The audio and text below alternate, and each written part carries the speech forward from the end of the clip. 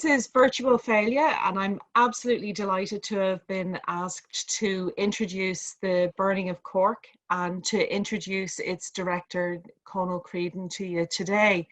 Cónal joins us now. He's something of a Renaissance man with novels and plays highly regarded to his name, but he's the director of the Burning of Cork, so it's my absolute delight to introduce you, Cónal, to Virtual Féile. Cónal, what brought you to do this documentary on the Burning of Cork? You being a Cork man, but being involved in writing fiction and plays, now what brought you to such a serious topic in this kind of time of centenary? Well, I suppose what really amazed me at the beginning was that there was a sense that there was a thing called the Burning of Cork, but there was no real memory of it, like in the city, you know. And I came across a few photographs because there was no great record as such. I think there was a book brought out by the ITGWU that had sort of some witness statements, and we that around the house here. And but there was always this sense of this massive thing, but nobody really knew anything about it, and it wasn't even in the history books. And I remember when I started getting interested, I found it very hard to find information on it. And I remember even finding one of our school history books, and the date was wrong. It just mentioned the Burning of Cork 1921, and I thought, oh, that's the wrong year there. So obviously, for some reason, and I really don't understand what that reason is, but what amazed me is one or two of the photographs, the first photographs I found, in the background, what you saw was a very distinctive, it's a small little building, it's called, it used to be the Lee Cinema, and it's on a sort of a crossroads, but it was the only thing that remains intact from the big devastation, right? And it's sort of, it looks like sort of an Art Deco type little frontage, a very small building, right? And so you see left and right of it, like Winter Street, Rochesters, Cash's, all those places just demolished. And here's the cinema. And I thought, okay, well, that's definitely Cork, you know, and then, you know, because there was a sense of this couldn't have happened, you know, and then as I wandered around, I came across things like, you know, this building, and it's always been part of my landscape, was built in 1927, like the Burton's building, for example, and the stone is laid at that building by the daughter of, I thought, that's a relatively new building, even though it looks very old. And then I noticed that one side of Patrick Street looked distinctively different from the other side, because, you know, and so that was the interest. But the real interest, it really wasn't history at all, like, because I suppose I don't see history as being a series of conflicts. I see it as, so at the time I was working on a documentary of a bunch of guys called the Boys of Fairhill. They're very well known in this town. They're from a small area, and they were around that time, but they had been involved in things like everything really, but their big thing was that sport was their bond, right? So they'd all been into the bowling. So, and the only other place that played bowling was Antrim. So that brought in that bit of history at that time, right? And it's road bowling, they're iron balls thrown on the ground, right? And then bowling, hurling, bird fancying, harrier. And what amazed me is that as I went to meet those families, I saw in some of the houses photographs of English soldiers, as I saw them, with monkeys on their shoulder, because that was the big thing, right? And I thought, that's interesting. And then I realized that at that particular time, this body of men, and you're talking about maybe 60 men in all, right? Because there's a whole series of photographs of these, because every time they won either bowling or hurling, they'd go to the same place, the school I went to take a photograph, a group on the steps, right? And it crossed my mind that these men were involved in the Irish Volunteers. Then they would have split. Some of them would have went with the National Volunteers. Some would have went off and followed Redmond in the First World War. Some would have stayed behind and got involved in 1916 with MacCurtain and MacSwiney. Then, of course, the War of Independence, some would have come back and got involved in that. Some would have went on to the war, the Civil War on both sides. And the older guys were probably involved in the Boer War. And it crossed my mind, that's fascinating, because I'm looking at sportsmen and I realized there's all this thing going on as well. And I suppose that was my, so I suppose this, in a funny way, the Burning of Cork was a side shoot of that, because my next experience was to get into things like a similar, like a theatre company set in, it's my part of town basically, right? a Shakespearean company that was set up by this priest, and it's still existing. And but you realise that in its own way was very political too, because it was about getting lighting into the poor area of the city and that kind of thing. And so in a funny way, the Burning of Cork, it's actually a social history, even though in a way it's seen as a conflict history, and because I suppose our conflict in a funny way is social, really. It's when people are pushed to a point and they react, and that's where it gets that. And I suppose I also sort of feel that with history, sometimes it's seen to be sort of, like stepping stones across a river. And, it's all episodes of events. It's the way it's taught to us in school, right? And then I realized, I suppose, in my sort of reading of just even my life and stuff, history isn't the stepping stones. History is the river, it just doesn't stop. And so, so you look at even Irish history and you realize, they were presented to us like the Desmond Wars were presented as being something totally different to, say, the Elizabethan Wars, even though there was only 40 years in the difference. And then Elizabethan Wars were followed by Cromwell, which is another 40 years. And we're taught these are different episodes, but they're actually not. And it's like when you go to the townlands, you realize that it's the next family, the next generation. Then Cromwell is followed by the Jacobite or the Williamite Wars. And then you have that, I think what's, probably one of the greatest potential times was the United Irishmen, who would have been, for the most part, Protestant. I think it was formed actually in Belfast, and it was very noble sort of, and of course that didn't work. And each thing is related. It went into as a result of the Grattan's Parliament, which would have been very much about, what was happening in France and America and things, right? And I suppose that's what I find interesting, that it's not episodes as it was presented. It's actually, each thing is actually connected, and it's connected to everything, including the economy, the weather, what the weather was like that summer. Can you have a guerrilla war when the weather's bad? Probably not, because farming and stuff is required, And so, that's what it is. It's just a big picture, and this is just a small episode in my life. In my world, it's a huge episode, but in the realm of the world, it's a small episode, and that's what the Burning of Cork is. And I think for me, go on, sorry.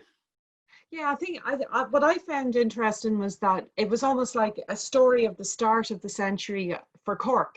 That you have this journey for Cork as a colonized city that decolonizes itself over over a very period of time, and then fights a revolutionary war. And then the effects of militarization in a city, and then how it comes out the far side of it. And it's interesting who decides to write that. So much of your sources are either families or the trade unions or, the firefighters. And I found that really interesting. Who wrote the contemporaneous material at the time, and who gives you the stories then is the memory of the families? Well, for me, for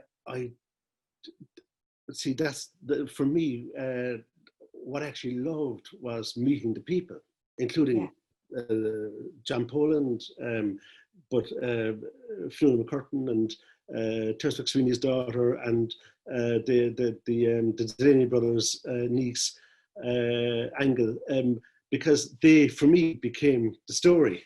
They were telling the story, right? But in fact, these are the people I was going to meet, and really looking forward to that relationship that I was building up with these people I got to know and stuff. And I think that is sort of it. See, I'm not a historian either, right? So even though I have an interest in it, it's important for me not to be telling the story, because I let somebody else tell the story, really. And I think it was very lucky to have met those people, really, and that whole thing, it just fits together very nicely, Yeah, and I think when you hear those personal stories, because we've had such a recent conflict, and West Belfast has this recent experience of an anti-colonial process and how it works out, you can relate to families who've survived trauma, and you can relate to how this personal experience fits into this wider political experience. And as you say, it's not a series of events. It is a wider contextualized process. Absolutely. And, you know, a thought crossed my mind, which is not really contentious, but this city would have been traumatized by the end of the 1920s, because there was, following the burning of Cork and that whole sort of everybody coming together in a funny way to sort of having gone through the First World War, and also the loyal Cork before that of the 1900s, when people felt very invested in the whole union. And, you know, a lot of, for generations, Irishmen had been going to war with Wellington left from Cork for the Peninsula Wars. Like, Really? so you did, and also a lot of the streets here, there's Wellington Bridge, Wellington Road, Wellesley Terrace, you know, so there was always, I thought back then, that real investment in that whole thing. So there was this massive change. And so the city would have been very traumatized, particularly after the Civil War. A bit like, you know, what who am I to say, but like any place that's been through some kind of a trauma, right? What's interesting is that by the time I was born, it was less than 40 years after this time. So if you go back from now, you're talking about the 80s, the 1980s, right? And it sometimes explains to me why, in a funny way, we weren't really taught about the War of Independence and the Civil War. Like, it never, there seemed to be no irony in the fact that somebody like De Valera, who would have fought for non-partition, would be running a partition country, you know. So it was like, how do we just keep all this thing down? And it was about, I think, I really don't know, I'm not like, but it just seems to me that me and many other people like me had to go and find out. We weren't told the trauma that was caused. All we knew was that it wasn't happening, you know. And in a funny way, it probably explains why our parents and our parents' parents, as in here, right, would have not engaged fully with what was happening in a place like Belfast. Isn't that Because interesting? they were probably thinking, look, we've just got this thing into a box here, right? And we've just put the lid on it. And I don't really want my grandson or my granddaughter getting all, you know, and I'm only guessing. I haven't read this in a book. It's just as I come across things and I see a traumatized and destroyed place that was here, and then how nice a place can get when it gets settled down, right? It must be difficult to want to, not to want to, but to encourage the next generation to go back into that, you know. And so that's just sort of a sidebar, but it's something that crossed my mind, because I often wondered why didn't, because a lot of people from the north actually came here, like when I was a kid, you know, they came to live in this street, you know, and the refugees basically, and yet there was no sense of really total outrage to engage with what was going on, to drive these people down here to very bad accommodation, and, you know, basically to arrive with shirts in their back, you know. And I think I'm only surmising, but I guess that's probably what that's the reason, because it was like, yeah, we're just trying to keep a lid on it here, you know. I don't know. I think that's really interesting, about a legacy of conflict, and then also a lesson for what happens if you don't process what trauma actually means in this wider societal way. For you, and believe it or not, we're actually running out of time, but for you, what do you think is the biggest lesson from the burning of Cork? What do you come away with when you finished your documentary, you finished talking to the families? Do you feel that there's lessons for this partitioned country afterwards? Well, see, there's the big question and the small question. And as I see it, right, when I was trying to learn about the burning of Cork, the only way I could do it was by reading newspapers at the time. So I went, because it wasn't in history books, and, you know, there wasn't a book out saying this is what happened. And as I knew that on that night in December, it was a bit like Back to the Future, the movie, right? I knew that on that night, this town was going to explode. And I was reading and I was seeing, okay, Kilmichael, okay. And I could see each day it was escalating, and I could see the curfew coming in, and I could see, okay, there was a shooting on MacCurtain Street just up here. There was a building out the back set on fire. The place on Pine Street went on fire. And I was saying, guys, girls, whoever's in charge, can't you see what's going to happen, you know?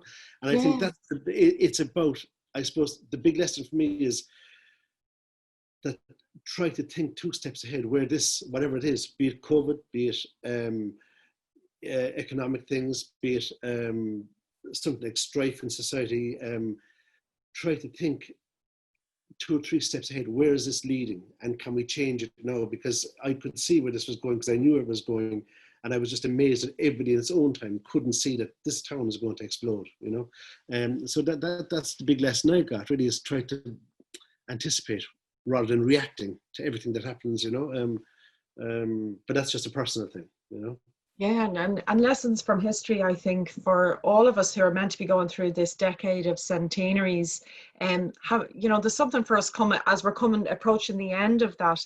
Have we really processed it? Have we really learned lessons from that time that inform us in this partitioned and conflicted island? Do we learn the lessons, or have we participated in some kind of and we need to think about that a little bit, I think. Yeah, and not to be going to, but what I find personally, that there's a huge tragedy in the fact that it is such a small island, and it's a few miles up the road is the top of it, and east and west, and there's so much shared. For example, the whole Cúchulainn, or mythology, Cúchulainn, the Scottish giant, like we believe we're as tied into that on the southern tip of the island as it is up in Antrim coast, St. Patrick, and this isn't in a religious sense, but that whole, whether it's myth or real, it's an icon, and it just seems that it's just such a tragedy, really, because it's actually, especially this year, the year of this staycation, you realise what a nice island it is, and the basic temperament of us as people, very nice too, and it's just, that's very lofty and aspirational thought, but it's just a pity that things got or are the way they are, Well, kind of on that note, that lets me ask you to introduce your own documentary on the Burning of Cork. Just in a few words, how would you like people to come to this documentary? Well, I suppose the Burning of Cork is an event that, in a funny way, it's sort of passed under the radar of a lot of people in Cork until relatively recently, and I think it just shows what can happen when people don't really keep an eye on things. And for me, it was a voyage of discovery. I didn't come to this documentary knowing what it was about. It was through meeting the people I interviewed. So I would be, I'm not the expert. I'm basically the person who's listening to the story being told to me. And I just found it, considering that it happened outside my house here. I live in city centre. I find this amazing. Something so big and so traumatic can happen and yet be sort of half forgotten. So I hope you enjoy it. If joy isn't the right word, but I hope it'll enlighten people. And I certainly it meant a lot to me to meet the various people I met, and I think a lot of them will be new to the people who reviewed this for the first time. And they're very special guests, and it means a lot to me. Thank you very much. Thank you, Cónal. It's been an absolute pleasure. Thank you. Andrée, thank you.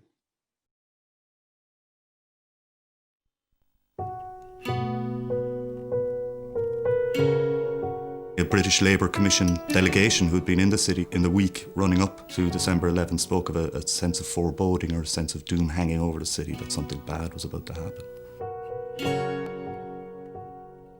The burning of Cork City on the night of December the 11th, 1920, was the most extensive single act of vandalism committed in the whole period of the national struggle. But it would be a mistake to regard it as an isolated incident. In 1 month, the forces of law and order had burned and partially destroyed 24 towns. In 1 week, they had shot up and sacked Balbriggan, Ennisdiamond, Mallow, Milltown, Malbay, Lahinch and Trim. 1920. The Irish War of Independence was raging out of control. It was a guerrilla war, fueled by acts of personalised bloodletting. In the 9 months leading up to the burning of Cork, the city's streets became the battleground in an escalating cycle of violence between the Republican volunteers and the British authorities.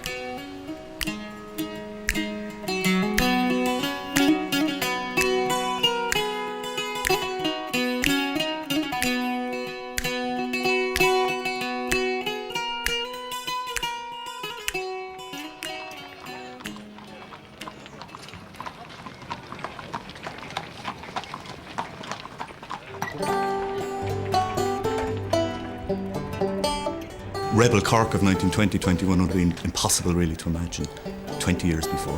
Cork was an integral part of the British Empire and was loyal Cork in very many ways. And I mean, we have lots of examples of that, from the Royal Exhibition, the Royal Visits, at times of royal celebration, birthdays, coronations, royal weddings and so on. The whole city sort of came to a standstill. There were public holidays, the bunting was out. It was sort of red, white and blue everywhere, It was very much a loyal town. And there was no sense that the British Army, for example, or the British forces were alien. They were integrated into the society, they were intermarried. Certainly being a British soldier wasn't an alien thing to be. Being a British soldier wasn't seen as a bad thing. You could be Irish, you could be patriotic, and at the same time you could be a loyal British subject. There would have been no fear in the minds of the British military or political establishment about the loyalty of Cork. This manifested itself in the outbreak of the First World War, when the whole city was covered with red, white and blue Union Jacks and troops marching out of Victoria Barracks en route for the Western Front were cheered. Over 5,000 men from the ranks of loyal Cork answered the call and enlisted to fight for the United Kingdom. But in the aftermath of the failed 1916 rising in Dublin, public opinion underwent an extraordinary shift, away from the union with Britain and towards the notion of an Irish republic. Irish people were outraged by the daily reports of executions of rebel leaders.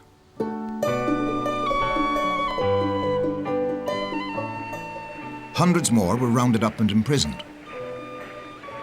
The British government's threat to introduce conscription in Ireland further inflamed nationalists, and loyalty to the empire was soon to become a thing of the past. January 1920, you have municipal elections in Ireland, and in Cork, local elections. Sinn Féin again sweep the boards, are the majority party, and win control of the corporation. So the Corporation of Cork, which is now a Republican corporation, it pledges its allegiance to Dáil Éireann as the legitimate government of Ireland. The tricolour is raised over the City Hall for the first time ever, and Tomás MacCurtain, who's the OC of the city IRA, or the number 1 brigade, is elected Lord Mayor. Cork is now Rebel Cork officially, if you like. It's got a popular mandate, and the seat of local power is now in Republican hands in that sense. So with political power now firmly in the hands of Sinn Féin, the forces of militant republicanism began to reorganise and rearm. The volunteer leaders set their sights on isolated RIC barracks in their search for weapons. Essentially what was happening was a guerrilla war was unfolding. And one of the principles of guerrilla warfare is that you hit the enemy at their softest or weakest points. And that is precisely what the volunteers did. They found the weakest or the softest targets within society and hit them and made life so uncomfortable for them that they withdrew. And the softest targets were the RIC barracks, which were scattered all over the country, for the most part populated by Irish people. And they were now subjected to a campaign of intimidation and, for want of a better description, terrorism. Eventually, through the burning down of all of these barracks, the RIC contracted and they pulled back into the centres of population, the big towns and the cities. This left huge tracts of the country effectively policeless. There was no functioning law and order. When that void was created, the volunteer movement moved into it. There's lots of things happening on a daily basis at a sort of a low level, if you like. There's burnings, there's shootings, and this is happening on a county-wide and a countrywide level, but especially Cork was the cockpit of the violence of the revolution. Dublin and Munster and Cork especially, and Cork County was the most violent county by every measurement. Morale in the ranks of the RIC reached an all-time low as the volunteers continued their offensive. Many constables resigned and recruitment had ground to a standstill. The British began a recruitment drive in England. In the early months of 1920, these new RIC recruits arrived in Ireland. They became known as the Black and Tans. The Black and Tans were a ragtag outfit of demobilised ex-servicemen who were brought over here to carry out a police function, and they did it particularly badly. Now they were quite alien to the community in some ways. They weren't like the old RIC who had local knowledge and so on. Most of them weren't Irish, and the sort of material that was given to them by the authorities suggested that, look, they're all Sinn Féiners, they're all potential murderers. The idea was to sort of make life hell, really, if you like, for the civilian population, because in a guerrilla warfare situation, the guerrilla army is dependent upon the community.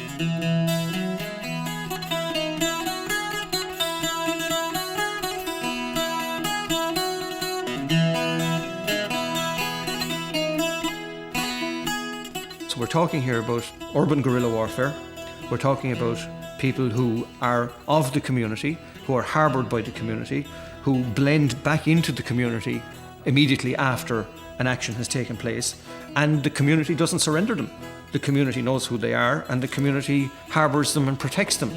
Now, in that context, there is a certain logic to it, that if the community has decided to harbour the terrorists, inverted commas, then the community becomes a fair target in its own right.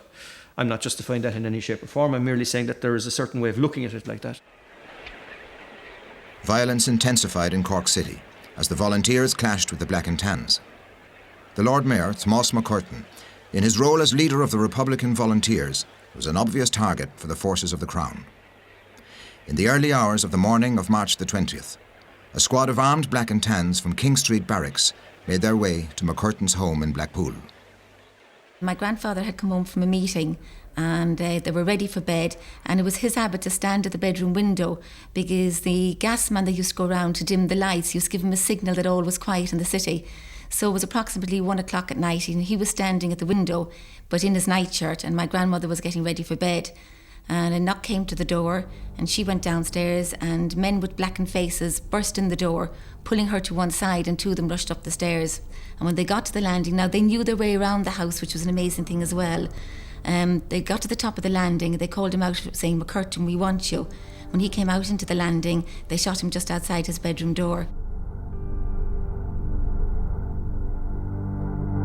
It took him about an hour to die, and his last words were, "Into thy hands, O Lord, I commend my spirit." And my grandmother's last words to him were, "The most darling remembrance for Ireland," which is an amazing thing for a wife to say to her husband.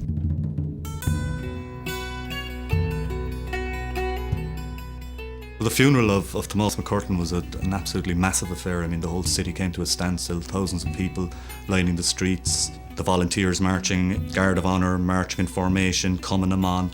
You know, all the underground of the recent past was suddenly out there on the streets. My grandfather's murder had a profound effect right across the city of Cork, and in fact Ireland as a nation. And I suppose you see that more in the letters that come in from abroad, the condolences letters that were sent to my grandmother.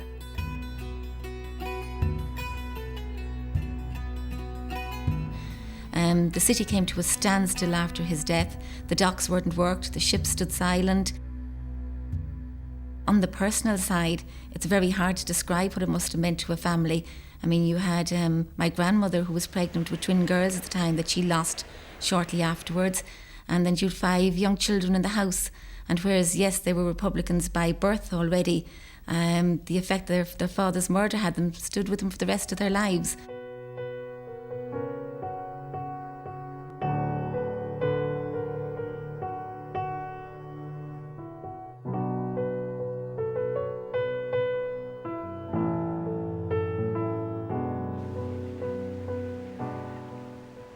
When we look at the shooting of Tomás MacCurtain, there's a number of issues which arise, but one of the most fundamental issues which arises is relation to whether or not MacCurtain was actually a legitimate target. And unfortunately, the answer to that is that he probably was. While he was the Lord Mayor and he had moved into politics, he was still the brigade commander. He was a guy who was taking with him an awful lot of baggage from previous years. It was absolutely clear to the authorities who exactly they were dealing with, and in all probability, they could argue that he was responsible for all of the violent activity which was causing them so much grief. So in that context, from a military perspective, he was probably a legitimate target. The tragedy of the whole thing was that he didn't live to fight another day. He was a guy who had the potential to make a massive contribution down the line, but never got the chance.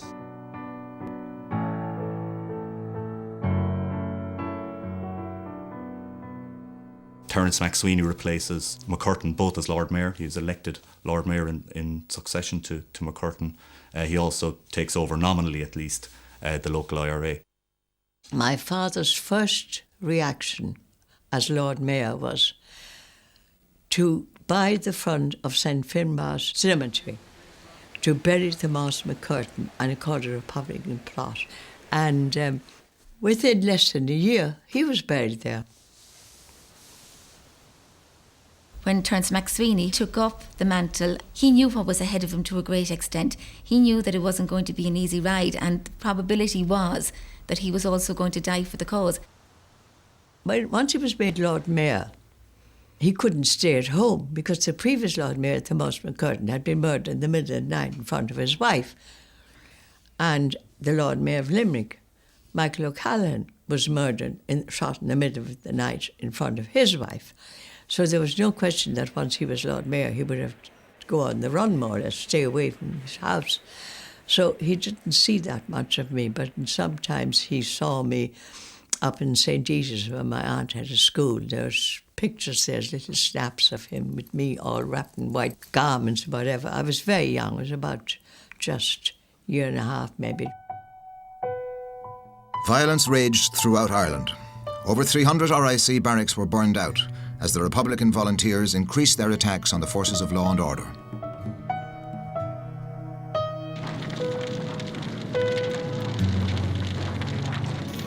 By June of 1920, with the appointment of a new divisional police commissioner in Munster, the Black and Tans hit back with a more extreme measure.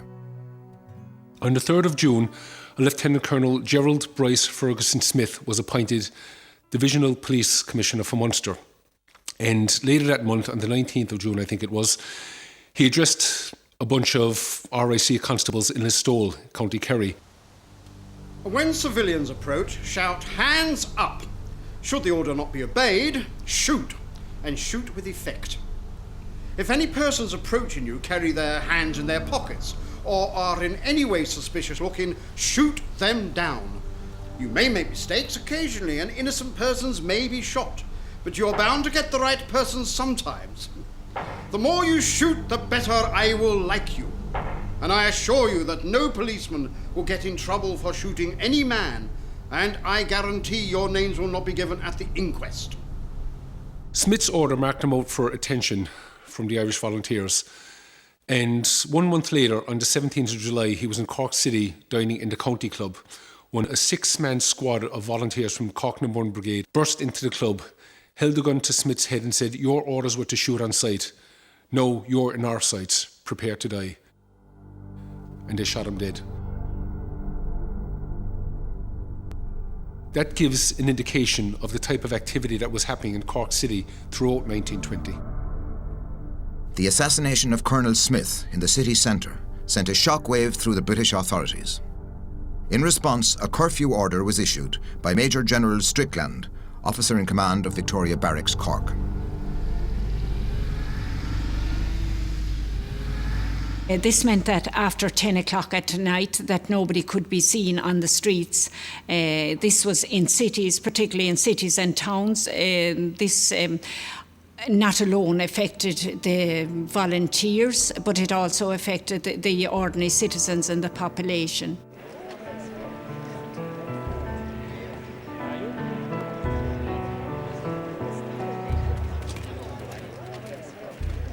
As the war continued to escalate, Winston Churchill conceived the idea of forming an elite mobile strike force.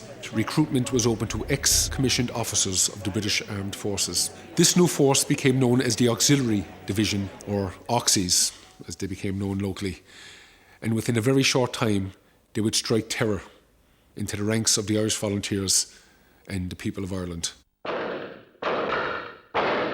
There was auxiliaries stationed in Macroom Castle, and they were notorious. One of their games, as it were, was driving through the countryside. They would take pot shots at people in the fields. They may not hit them directly, but would shoot at sods or something, get the earth to spatter up around them. And of course, the ordinary civilians would run. And this created a lot of harassment. But there were, I could quote numbers of people who lost their legs, who were injured damaged for life because of this game, as it were. We had 4 elements to law and order in Ireland at that particular time, which was the RIC, who were contracting and doing a bad job very badly. You had the Black and Tans, who were doing a bad job even worse. You had the auxiliaries, who were supposed to do a better job than either of the other two, but as it turned out, didn't do that particularly well. And you had the British Army, who for the most part were adopting a reserve position. And that was correct. I mean, militarily, that would be the right thing to do. You use the police elements first, and then when they can't function, then you introduce the army to do the job. In an attempt to control Republican attacks in Cork City, the British authorities targeted the volunteer leadership. On August the 12th, 4 months before the city was burnt, the Lord Mayor, Terence MacSwiney, was arrested in the City Hall and was charged with the possession of seditious documents. For the second time in 6 months, the cornerstone of democracy in the city was under assault. MacSwiney was tried by court-martial and went on hunger strike. British policies in Ireland went centre stage in the international press as MacSwiney was transferred to London's Brixton prison. They had him in Brixton, and after a month, it became news. He was still alive. So all the press from all over the world, the correspondents, came to London. And they watched day by day, and every morning they would send out a bulletin, the Lord Mayor's condition today. King George V begged Prime Minister Lloyd George to put an end to it, because even the stevedores in New York Harbour wouldn't empty British cargo ships. So he asked the King, asked the Prime Minister, could he not put an end to this? And the Prime Minister said, no. The nation followed his hunger strike. It wasn't just something that was there and gone. It was on a daily basis. And Gandhi freely wrote later that it was the actions of Terence MacSwiney and his writings and his thinkings that influenced him in the way that he dealt with the British establishment. As MacSwiney continued his hunger strike, the eyes of the world became focused on his cell in Brixton Prison. Back in Cork, his comrades were greatly concerned about the fate of their commanding officer, so a plan was conceived whereby the volunteers from the Cork Brigade would actually kidnap General Sir Peter Strickland, the officer commanding of the 6th Division, and hold them hostage in an attempt to get the British to release MacSwiney unconditionally. The volunteers were becoming extremely confident in what they were doing, and probably one of the most notable examples of that at this particular time was the fact that they were actually prepared to try and kidnap General Strickland on St. Patrick's Hill, literally in the middle of the city, 300 yards from his front door. This operation failed, and MacSwiney subsequently died on hunger strike on the 25th of October after 74 days.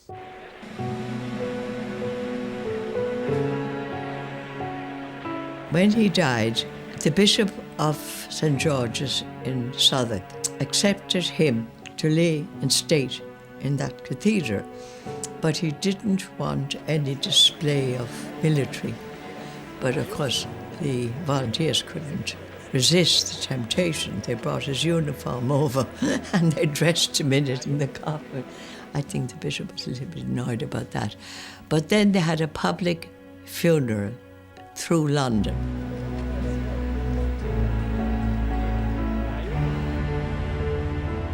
His body is brought back.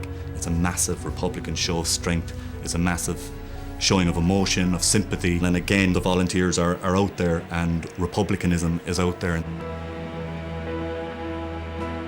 In terms of public display and in terms of people's feelings, I suppose it was extremely important because this mattered. It wasn't just convenient for republicanism to use these funerals. And this was genuine sympathy and genuine feeling, and it really was an important landmark. Not just in terms of the propaganda war, if you want to see it like that, but in terms of how people felt.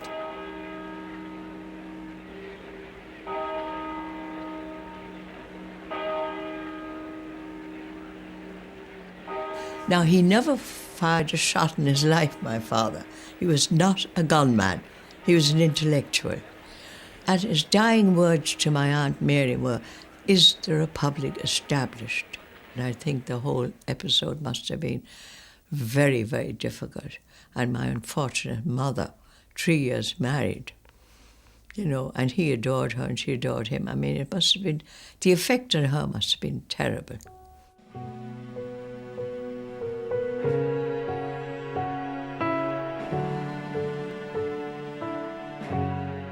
The following day, young Kevin Barry is hanged in Mountjoy, stirring up again emotions and feelings. And, it happens on a Sunday. People are en masse and people are gathering again. And there's a lot of, this collective feeling is building. Events on the ground Adding to that, of course, a couple of weeks later, Bloody Sunday happens in Dublin, with the Croke Park massacre following on the executions of the intelligence officers. And then at a local level in Cork, the Kilmichael Ambush happens a week later again towards the end of November. On the 28th of November, at Kilmichael in West Cork, an IRA flying column led by Tom Barry set up an ambush for the invincible auxiliaries, 12 days before Cork City was burnt. Tom Barry was brought in as a training officer. He had been in the British Army, and he was out in Mesopotamia, which is now Iraq, and he thought, here am I fighting for the British Army, the same army that's fighting my people in Dublin. So when he came home after a while, he got involved in intelligence with the 3rd Cork Brigade, and then they appointed him as a training officer of the flying column. Kilmichael Ambush came at a period when morale was low, and also it came at a time when the auxiliaries and the Black and Tans were really harassing the people throughout the country. On the 28th day of November, the Tans left the town of Macroom. These auxiliaries would go on the route to Dunmanway, and often in places like Balneen and so on, and shoot up people, strip men in front of women and everything. They just were notorious, and Tom Barry said they should be tackled. He decided that he would pick Kilmichael because the auxiliaries would go, particularly on a Sunday, on their rampage through the country, and they felt that they would surely pass, and they would have maybe 1, 2 or maybe 3 lorry loads of them. It rained all night as we marched, and we got here without anybody knowing it. We came across fields and through boreens, and the men were soaking wet. From 8 o'clock in the morning, they were in their positions, and they weren't allowed to lift their head in case they'd be observed. They had no food. It freezed hard, and their wet clothes were quite stiff. And they waited and waited and waited. At 4:05, the auxiliaries came into view, and the ambush started. Barry stood out in a uniform, a volunteer's uniform, and he had a Mills bomb in one hand, an automatic in the other. And he threw the Mills bomb, and it was an open-top lorry, and so the ambush began. It was a bloody fight. It was a bitter fight. But eventually, anyway, 9 of the auxiliaries lay killed on the road. The second lorry had come to rest 35 yards from number 2 section, and they were fighting back and engaging the section. I heard these fellas shouting, "We surrender, we surrender." And we saw them, some of them throw their rifles away. And when they did, 3 of this section stood up, and 2 of them, the auxiliaries opened fire immediately on them, and they killed them with revolver fire. And I shouted at the same time to the section, "Keep firing and don't stop till I tell you." And they tried to surrender again, and I said, "Don't take any surrender." These fellows were all eventually killed.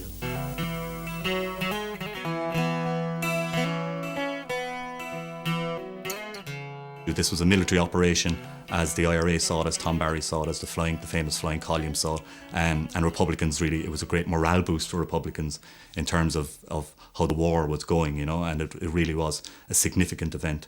And it links directly into Cork because, of course, the bodies of those auxiliaries were brought back into the city. In the days following the ambush, Cork braced itself for the inevitable act of revenge by the Crown forces. The military authorities imposed martial law in an attempt to maintain law and order in the city.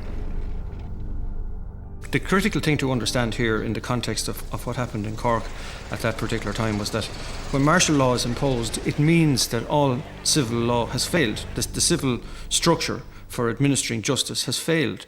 And that is precisely what the case was at this particular time. The RIC had been driven back more and more into the centres of population and were not functioning. You had a situation where the volunteer movement, if you want to call it, was having an effect on their ability to rule, if you wish. And when the military are introduced, it means that literally they are authorised to restore order, whatever way they wish to do it. With tension mounting in the city, martial law came into effect on the 10th of December. Cork City was now firmly in control of the military. But within 24 hours, Cork was to experience a night of violence, destruction and terror, the extent of which could never have been anticipated.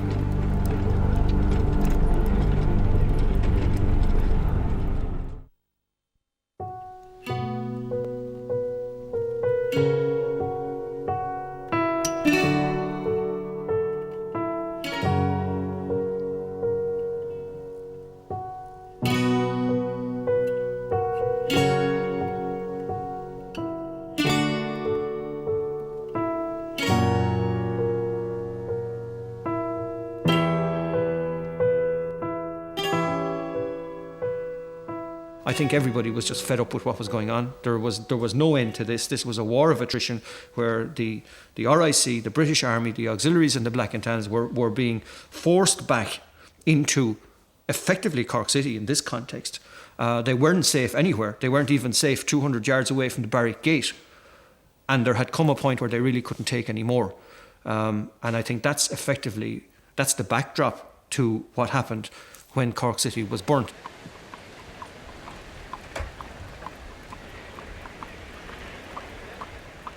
In December 1920, the War of Independence had been raging for 2 years and Cork City was in the eye of the storm.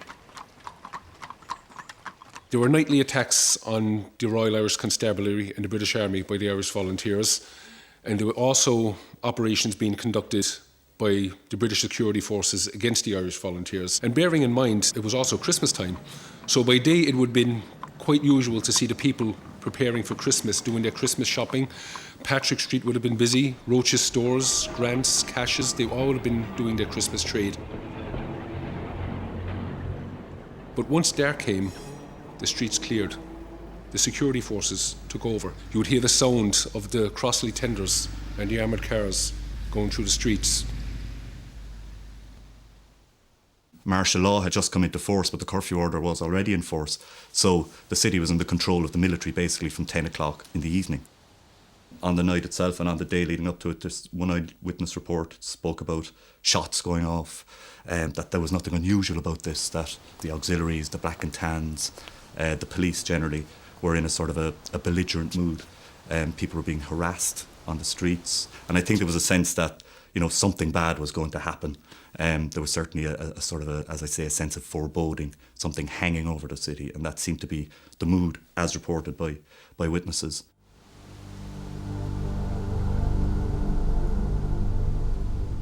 In the 12 days following the Kilmichael Ambush, Cork braced itself for the auxiliaries' reprisal. There is a school of thought which says that the burning of Cork was, in fact, a direct response to Kilmichael. That theory is complicated somewhat by the fact that right in the middle of that comes this ambush which took place at Dillon's Cross. The leadership of the Cork Brigade made a decision to attack the auxiliaries as close as possible to their base in Victoria Barracks. And in this regard, the area of Dillon's Cross, which is some 400 metres away from the barracks, was chosen. 20 men for a raid. Left the barracks in 2 motor cars. Party hadn't gone 100 yards from the barracks when 2 bombs were thrown at them from over a wall. One dropped in a car and wounded 8 men. One has since died. Very naturally, the rest of the company were enraged. The houses in the vicinity of the ambush were set alight. The burning and sacking of Cork followed immediately. Now, when you look at what happened in Dillon's Cross, a decision was taken by somebody to actually do this, to mount an ambush on the forces of law and order, literally outside their front door, utilising the elements of surprise and everything that went with that. And the one thing that you could say with certainty in the planning of that would be that there would be a reprisal. There had to be a reaction. For every action, there's an equal and opposite reaction, and it was guaranteed to happen. And yet, the volunteer leadership in the city decided to go ahead with it, knowing that there was every possibility that Dillon's Cross or half the city would be burnt down. So if that was the case, then why did they do it? Well, certainly it's our theory that there was a specific reason for the ambush at Dillon's Cross, and that was to neutralise Captain Kelly, who was the head of the intelligence network, the British intelligence network operating within Cork City and County at that particular time. Kelly was in the convoy that particular night when the ambush went in. They tried to get him and were unsuccessful. And as we know, of course, after that, then we had reprisal both in the area of Dillon's Cross and then later on in the city. It was obvious to everybody that there would be reprisals. The British were always very keen on reprisals. And I suppose anybody who was a member of the volunteers were sitting ducks, you might as well say.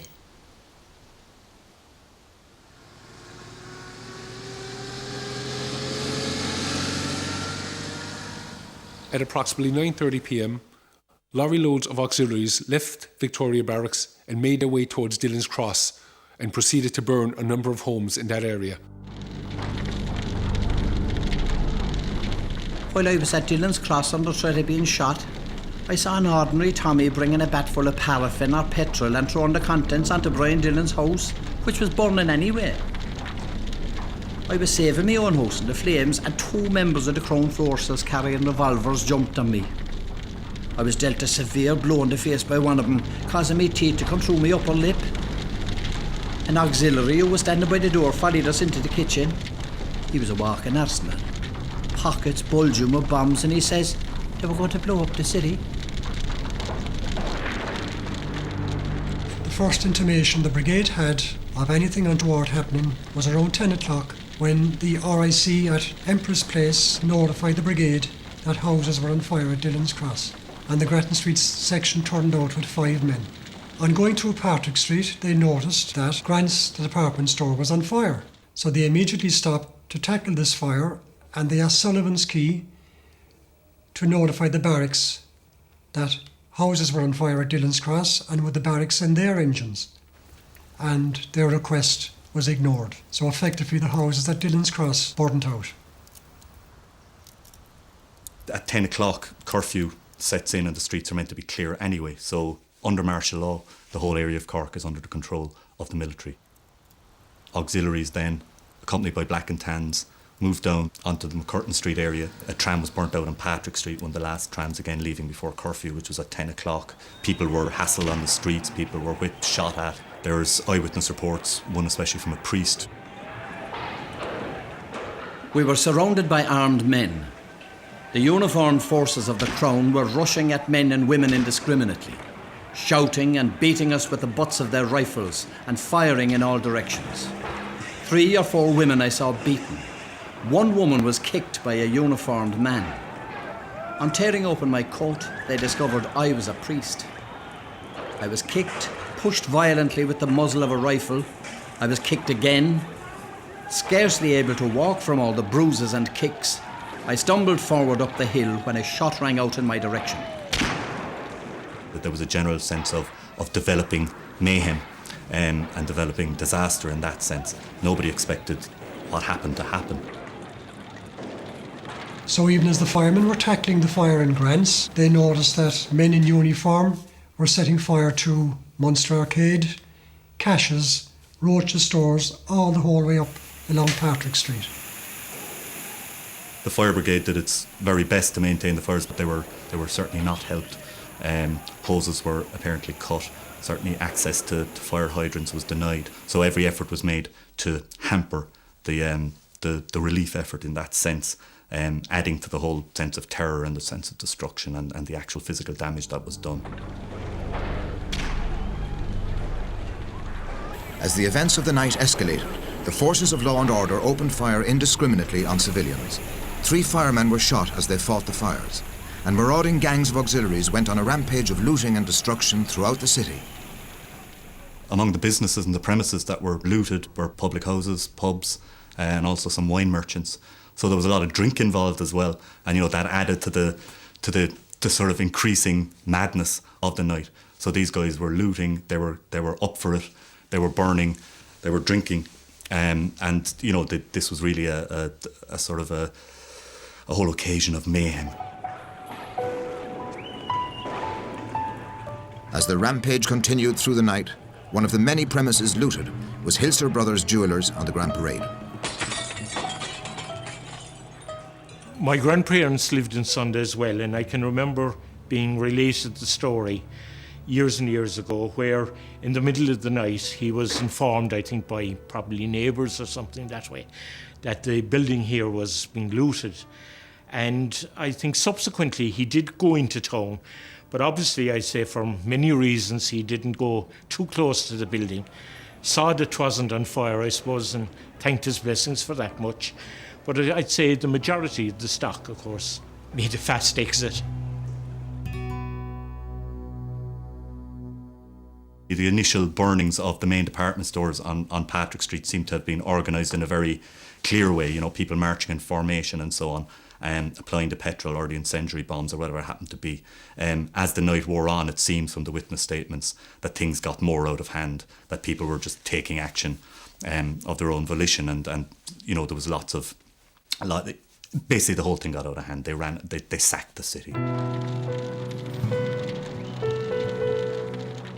So by 12:30, the whole southern side of Patrick Street was just one massive flame.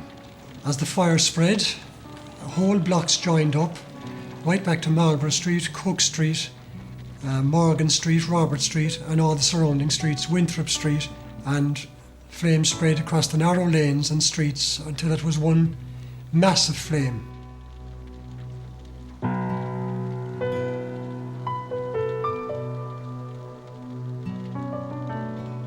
Later on in the night, then in the early hours of December the 12th, the fires, if you like, and according to British reports afterwards, it was strong winds and the fire spread to the City Hall, which of course was a very far distance away across the river in another part of the city altogether. Of course, that was torched separately, and that was a very symbolic target, if you like.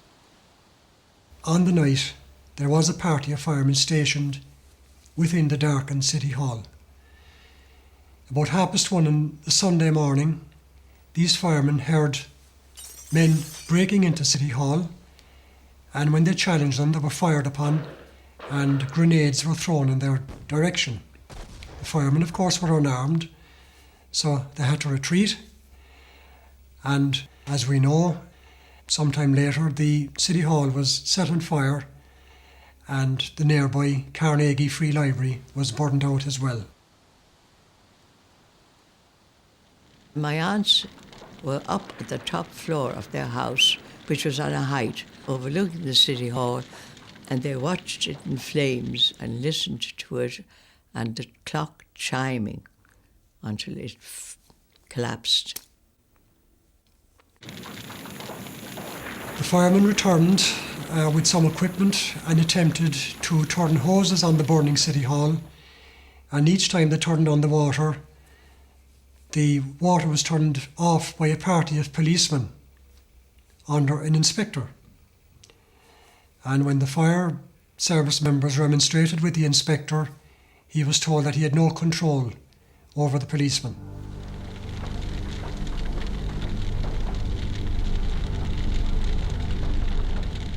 In the early hours of the morning, as the fires in the city blazed out of control, a death squad of Black and Tans made its way to the home of Con and Ger Delaney, 2 members of the volunteers.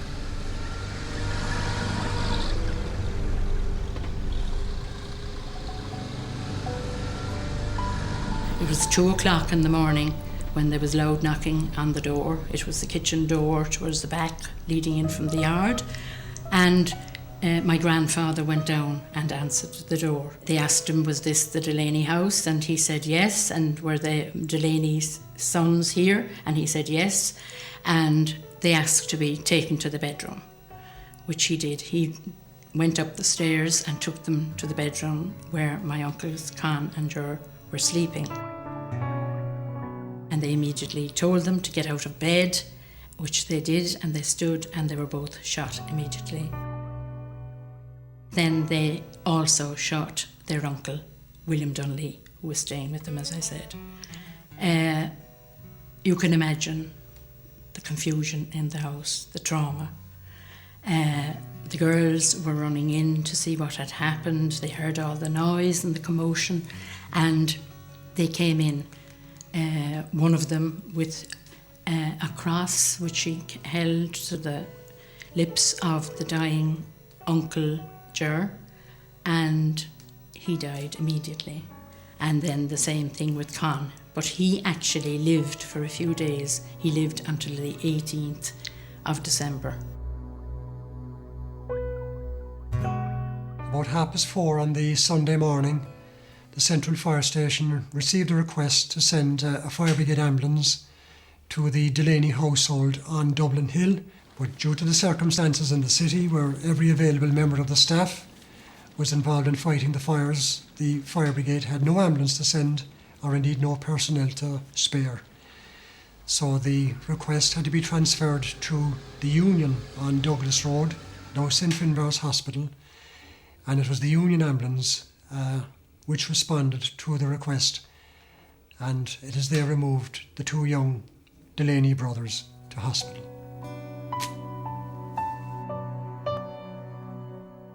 My mother never told me the story of this night. It was much too painful for my mother to talk about this. It wasn't that she wouldn't speak of Cónal Creedon. She did speak of Cónal Creedon, of course. They were her brothers, whom she loved. And she would speak about them in a very, very normal fashion, about their life, the type of people they were. But she never told me about that night.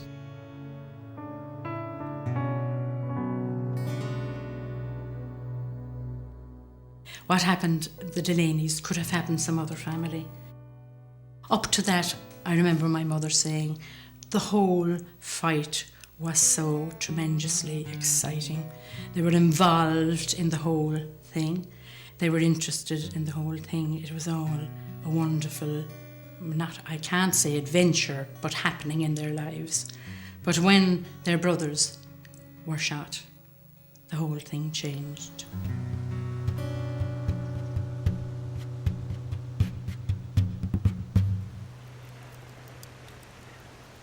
Reprisal took two forms. It took the sort of collective form of terrorising a community, burning a town, if you like, which happened on that night. It also took the form of direct response. So the Delaneys had no direct involvement in the raid, for example. Again, it was unconnected, the idea of cause and effect here, what doesn't come in. It was simply an assassination, but it was another event on the night. That sort of bookended the night in terms of reprisal, in terms of terror.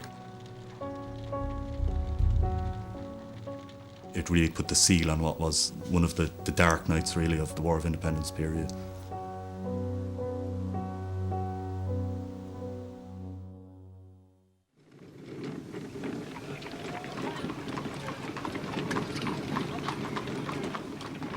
The appliances at December 1920 consisted mainly of horse-drawn hose reels. The brigade had a number of them. They had one motor fire tender, which was not a fire engine, which simply carried fire equipment and ladders, and a 1905 steam fire engine, which was, by 1920, well past its prime. It actually broke down at the height of the burning of Cork.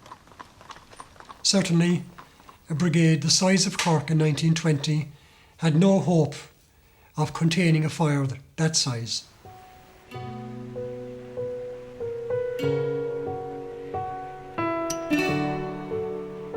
Early the following morning, the chief officer, Alfred Hudson, approached the Lord Mayor of Cork, and he requested reinforcements.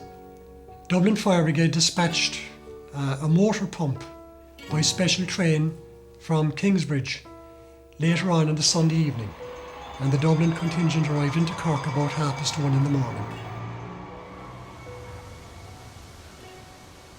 They were under the command of their chief, Captain Myers, and he later said that in his opinion, Cork City Centre was worse than O'Connell Street had been after the Easter Rising in 1916.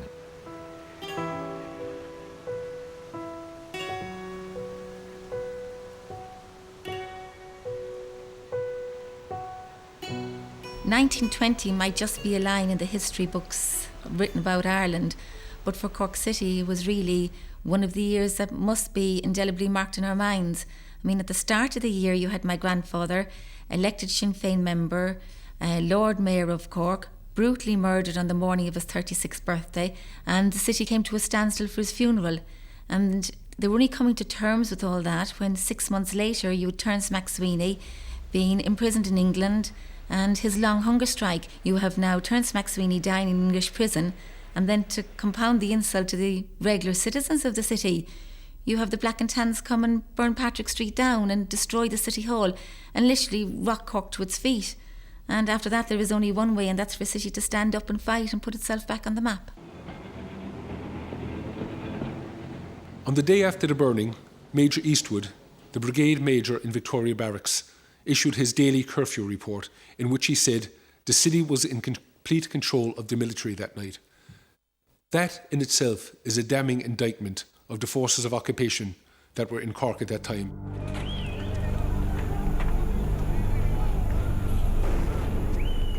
In all my life, and in all the tales of fiction I have read, I have never experienced such orgies of murder, arson and looting as I have witnessed during the past 16 days with the RIC auxiliaries. Many who witnessed similar scenes in France and Flanders say that nothing they had experienced was comparable to the punishment meted out in Cork. Following the burning of Cork, it became clear to the British military authorities that law and order had completely broken down in that city and that the forces in Victoria Barracks were out of control. And one immediate result of this was the following January, the replacement of Major Eastwood with Major Bernard Law Montgomery as Brigade Major for the 17th Infantry Brigade. While Montgomery made every attempt to restore discipline and morale within the forces of the barracks, it had clearly become too late.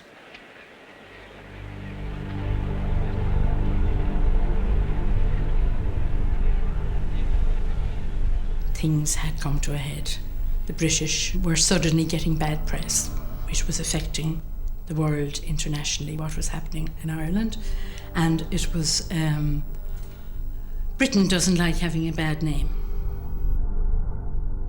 Initially, there was a massive demand across all sectors of Cork society, unionists, the wealthy, the Chamber of Commerce, employers, trade unions and so on, all came out and demanded, the corporation itself, the Lord Mayor, demanded an impartial inquiry, a civilian inquiry into how this could have happened. The British government in the House of Commons tried to claim that Cork people had done it themselves. They tried to claim that it was a response to martial law being declared. There was various spin doctrine going on. There was certainly denial. The demands for a civilian inquiry were resisted. The British instituted their own military inquiry under Strickland, which was kept completely secret. Very few people were interviewed, and basically it was suppressed. The findings were suppressed. The dog on the street knew it was the auxiliaries and the Black and Tans.